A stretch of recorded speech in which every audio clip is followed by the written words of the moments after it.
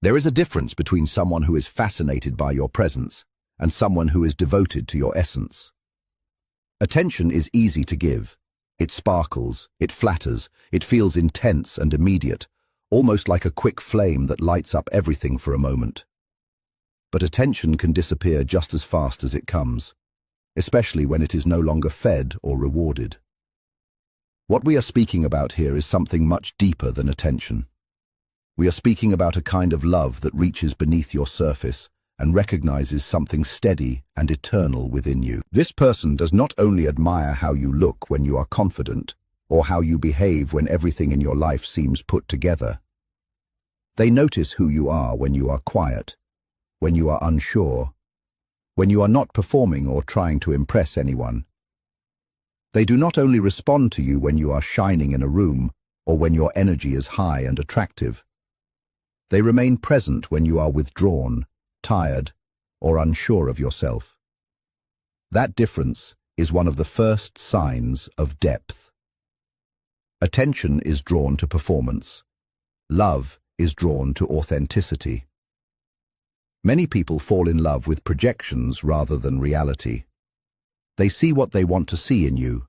They attach themselves to an image, an idea, or a version of you that they have created in their mind without even realizing it.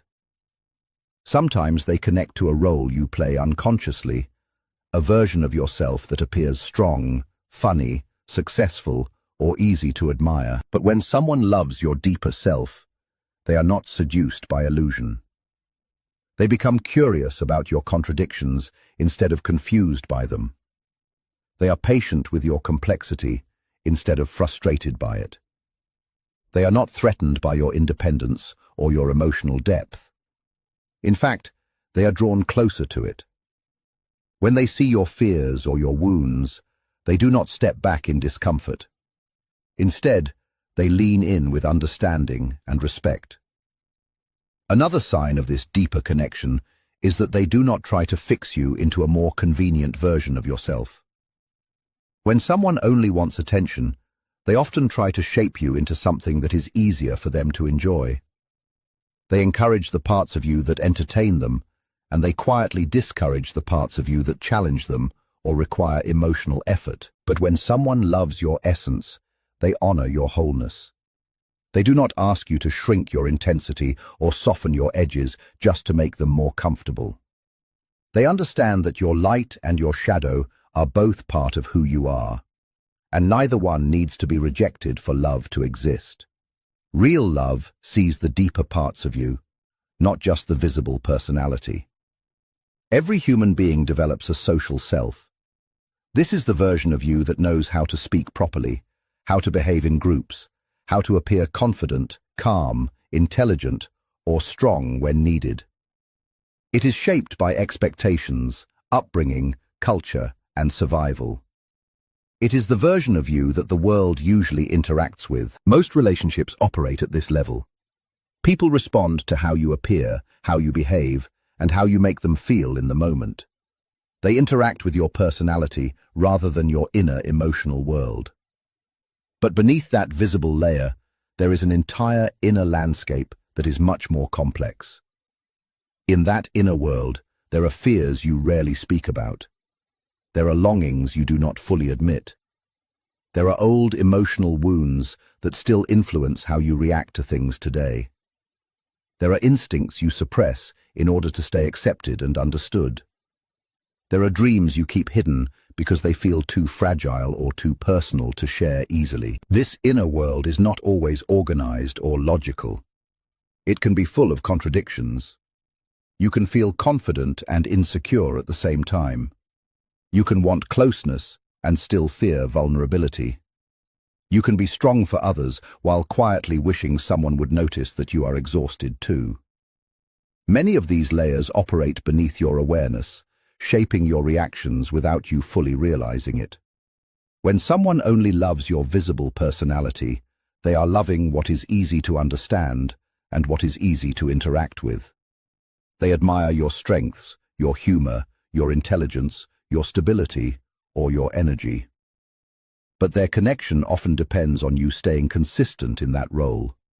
If you change, struggle, withdraw, or show emotional complexity, their interest may weaken because it was attached to the surface version of you. Loving the deeper and less visible parts of a person requires a different level of awareness.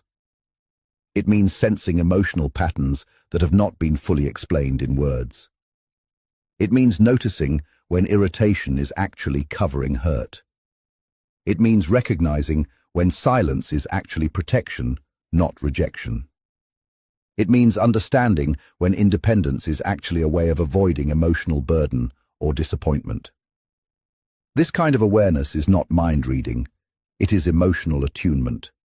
It is the ability to feel what lies beneath behavior without needing constant explanation. Love at this level does not only respond to what is shown outwardly, it also responds to what is difficult to show. When someone overcompensates with strength, this kind of person may sense exhaustion underneath it. When humor is used to deflect serious feelings, they may sense vulnerability behind it. When distance is created, they do not immediately assume rejection. Instead, they consider that the person may be overwhelmed, processing, or needing space. They are not just reacting to actions, they are sensing the deeper emotional story behind those actions. This depth of perception can feel both safe and unsettling at the same time. It can be uncomfortable to be seen beyond your controlled presentation. Being understood at that level exposes something real inside you.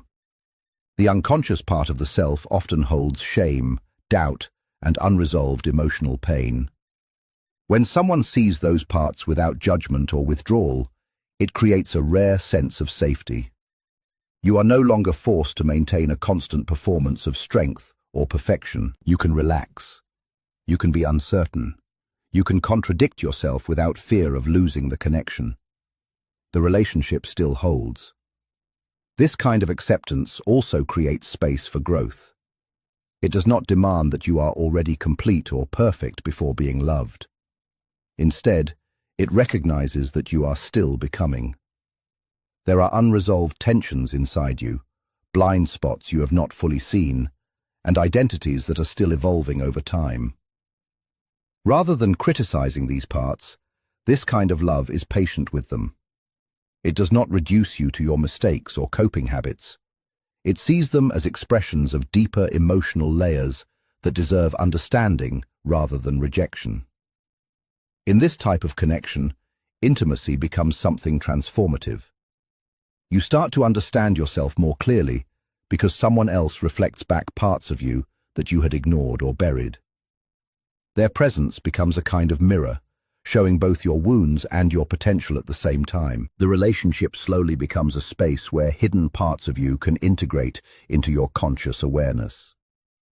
This does not happen through pressure or force. It happens through acceptance and steady presence over time. When we say that real connection is rooted in depth rather than attention or validation, we are making an important psychological distinction. Validation and attention are powerful, but they mostly speak to the ego. They make you feel noticed, chosen, and temporarily elevated. When you receive attention, your nervous system responds quickly. You feel seen, desired, and important in the moment. However, attention is often conditional. It depends on novelty, performance, emotional stimulation, or reciprocity. It requires something to keep it alive. Depth, on the other hand, is not built on stimulation. It is built on understanding and emotional continuity. A relationship based on validation often asks for reassurance. Do you admire me? Do you approve of me? Do you still need me? It depends heavily on feedback. When that feedback becomes inconsistent, insecurity tends to rise, and the connection can start to feel unstable because it was built on reaction rather than recognition. In relationships centered mainly on attention, both people can unconsciously become performers. One person performs attractiveness, intelligence, mystery, or success. The other performs admiration, desire, fascination, or emotional dependence. There is constant exchange, but it remains mostly on the surface level. The connection feeds the ego more than it feeds the deeper emotional self. When life becomes difficult, when stress increases, when appearance shifts, when confidence drops, or when emotional energy becomes low, this type of structure can weaken. It was never fully grounded in emotional depth, so it struggles when performance is no longer consistent. A connection rooted in depth functions differently. It does not rely on constantly impressing each other. It is not fueled by dramatic highs or constant praise. Instead, it is sustained by curiosity about the inner world of the other person. It values understanding over performance, presence over image, and emotional truth over appearance. Depth means wanting to understand how someone thinks when they are alone, what shaped their fears, what memories still affect their decisions, and what contradictions they carry. It involves emotional investment in their internal world, not just their outward behavior.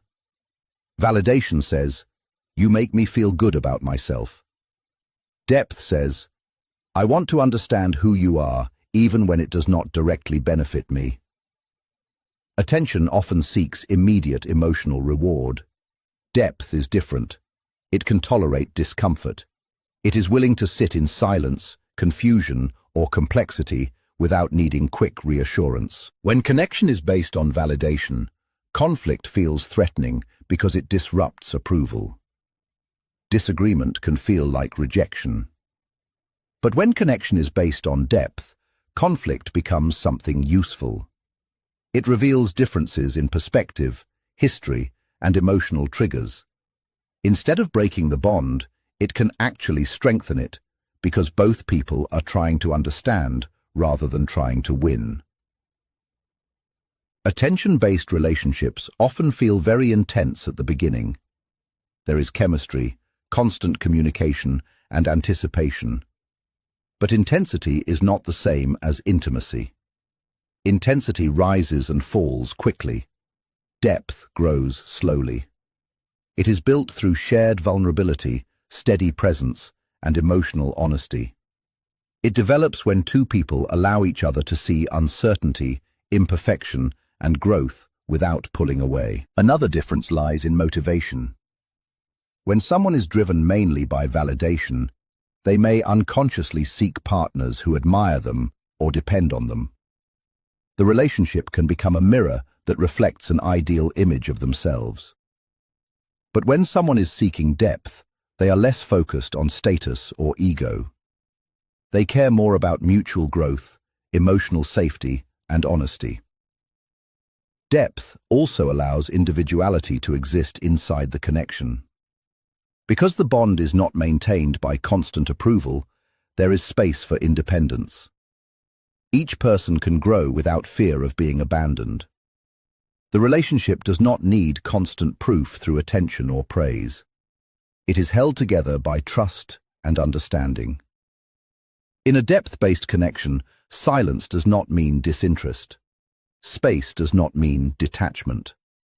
The bond is not measured by how often affection is shown, but by how steady the presence feels, especially in ordinary and unremarkable moments. True affection embraces both light and shadow in a person.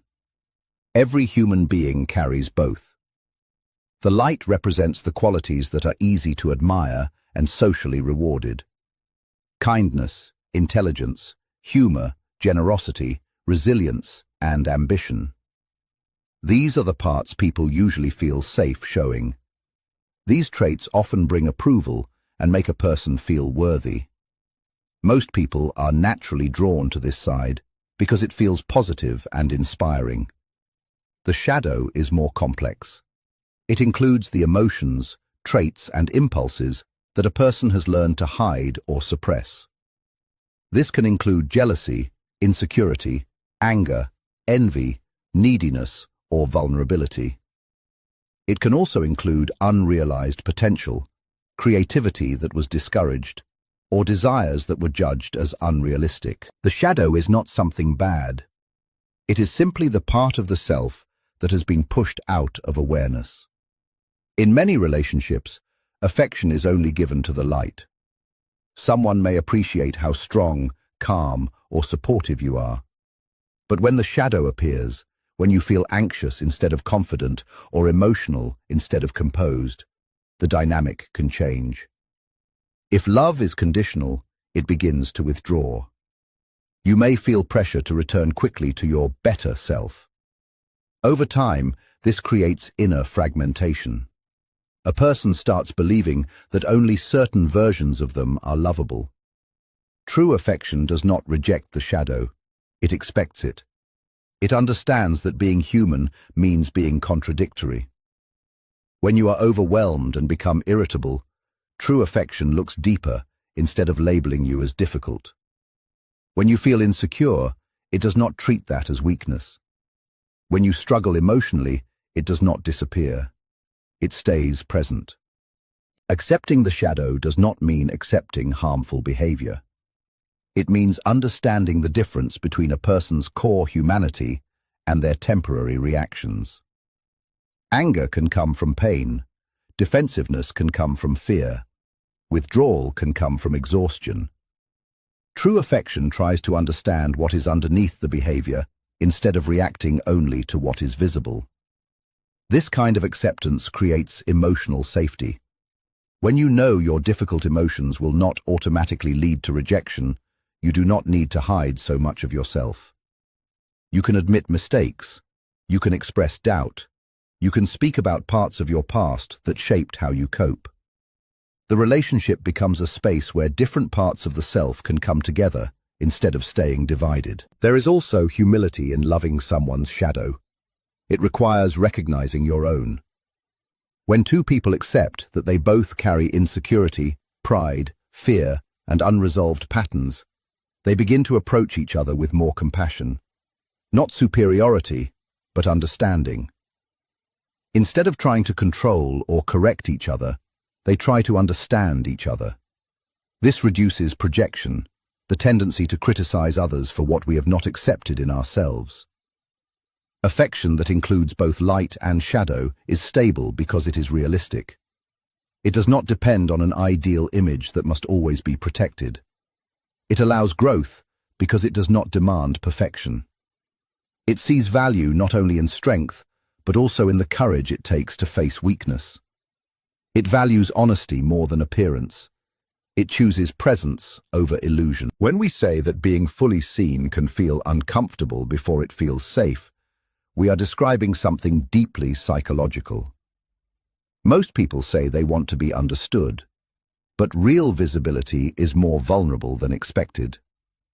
To be fully seen means someone is not only noticing your strengths, but also perceiving your fears, contradictions, insecurities, and emotional patterns. This level of awareness removes the distance people usually rely on for protection. From early life, people learn to manage how they are perceived. They learn which traits are accepted and which are criticized. Over time, a social version of the self is created, one that feels acceptable and safe to show. This version becomes automatic.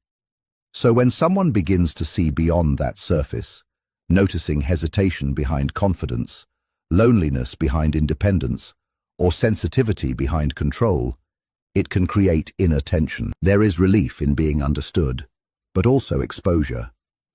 Being seen can feel like losing control. When only partially known, you can manage your image. You choose what to show and what to hide. But when someone naturally sees what you have not carefully revealed, that control weakens. This can feel destabilizing. You may worry about judgment. You may withdraw, deflect with humor, or change the subject. Sometimes fear comes from past experiences where vulnerability led to hurt or rejection. In those cases, the nervous system begins to treat exposure as danger. So even when someone is gentle and understanding, your body may react before your thoughts catch up. You might feel defensive or want to pull away. This does not always mean rejection of the connection. It often means old protection systems are being activated. Full visibility can also feel uncomfortable because it challenges the stories people tell about themselves.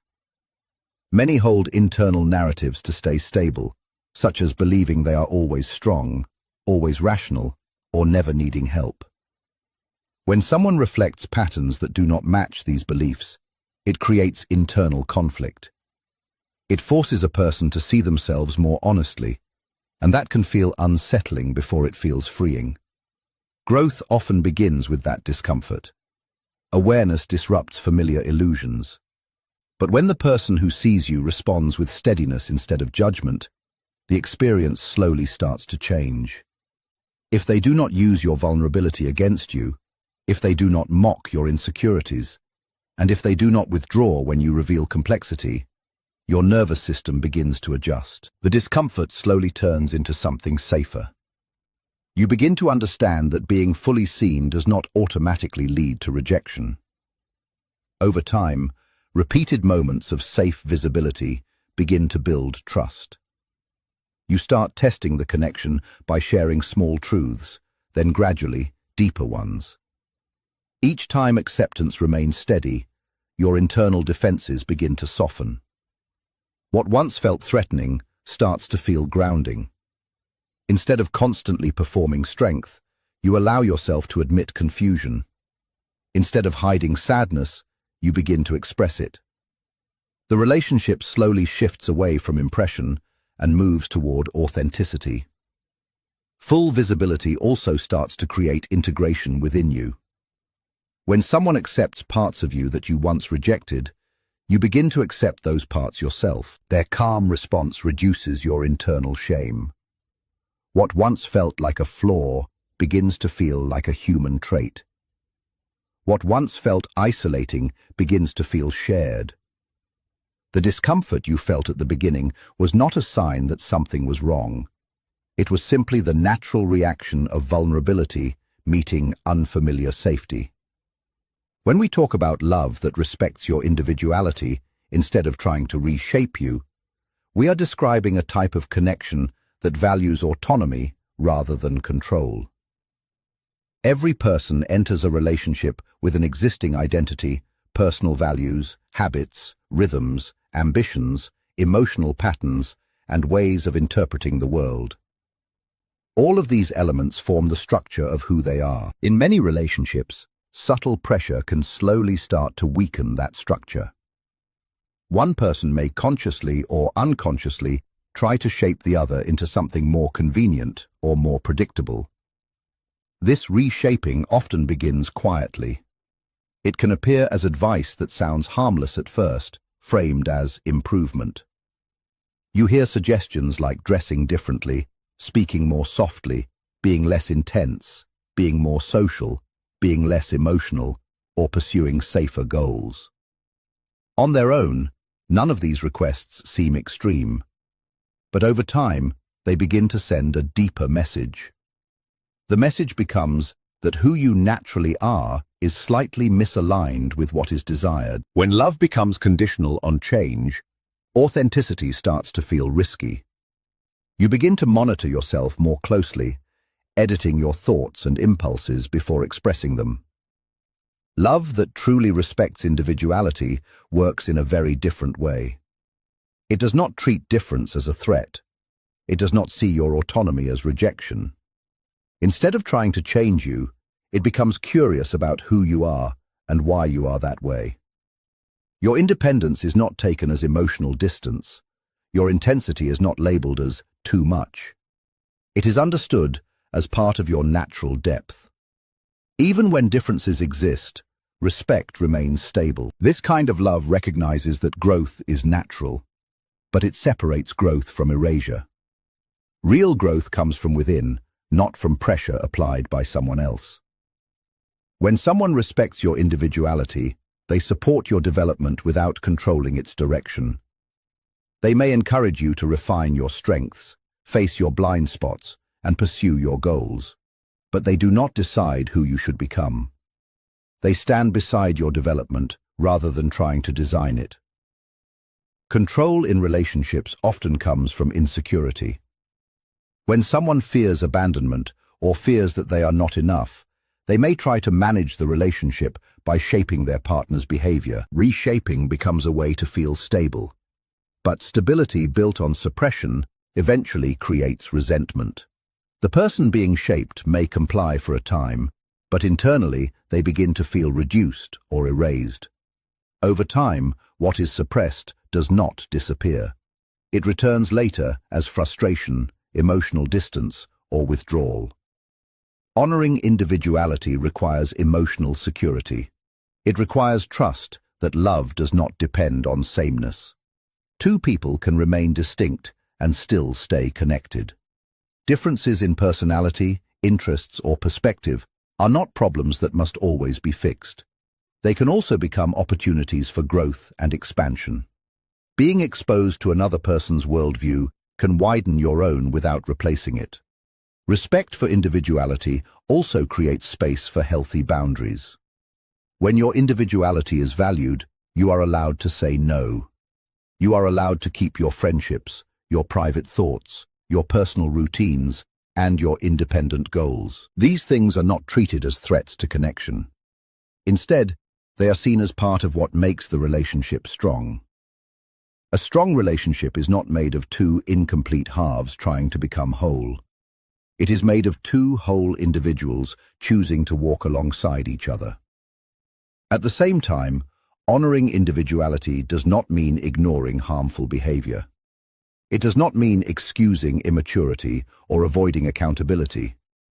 It means learning the difference between who someone is at their core and patterns that can be changed. If there are harmful habits, the focus becomes mutual well-being rather than trying to reshape someone's personality. The goal is alignment, not domination. When love respects who you truly are, you experience a sense of freedom alongside commitment. You do not feel like you must abandon yourself to stay connected. You remain fully yourself while standing next to someone who chooses you, not as a project to fix, but as a person to understand. When emotional projection fades, but deeper recognition remains, a different kind of relationship pattern becomes visible. Projection happens when someone unconsciously places their own unmet needs, desires, fears, or fantasies onto another person. Instead of seeing the person as they really are, they begin to see them as a symbol. That symbol might be a savior, a healer, a perfect partner, or a solution to loneliness. It can even become a reflection of who they wish to be. Projection often feels powerful at the beginning. It creates strong emotional intensity and attraction. The other person can appear almost perfect or larger than life. Flaws are ignored or reinterpreted. Similarities feel amplified. Differences are overlooked. This creates a powerful sense of excitement because it seems to promise emotional fulfillment. But projection is not stable because it is not based on reality. It is based on imagination placed over a real person. Over time, reality begins to break through that illusion. The person begins to act in ways that do not match the fantasy. They set boundaries. They make mistakes. They express needs that do not fit the imagined role. When this happens, the projection begins to collapse, and disappointment can follow.